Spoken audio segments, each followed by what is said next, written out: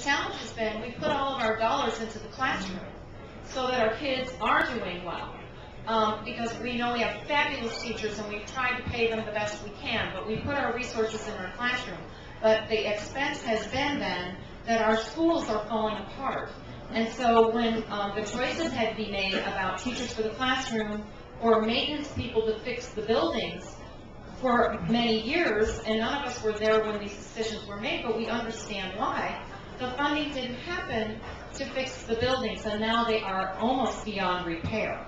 So that is our challenge. Is what you're saying is true. We're putting our money in the classroom, but at the expense of our buildings are now falling apart. And so now we have to figure out how to fix those buildings because they must be safe for our kids.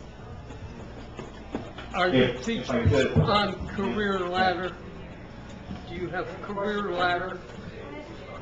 Yes, one second, Toby. We do have career ladder. We're one of about 27 districts in the state that have it. The state is looking to phase it out over the next 11 years.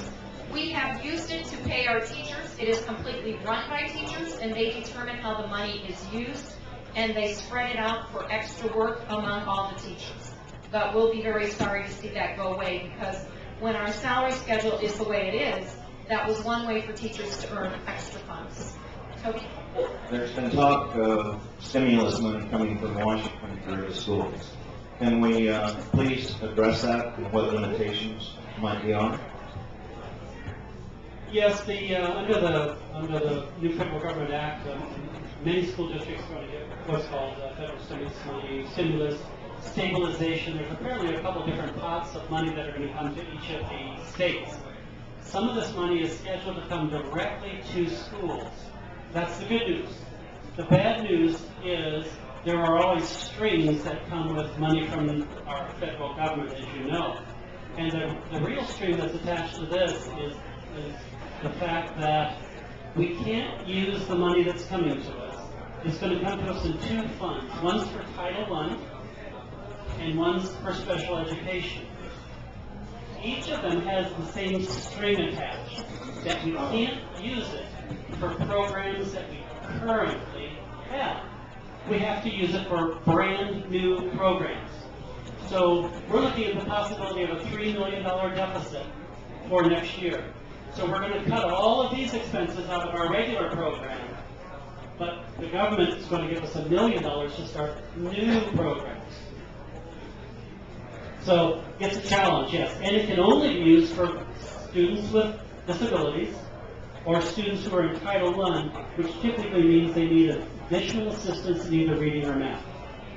Again, if I could, how long is that stimulus package, if you did use that money, available to you, and how do you fund it in order to keep the program going? It is right now, to the best of our knowledge, it's for 2 years. The money, we have to use it. Some of it we actually have to use before June 30th of this year, and we don't have it yet.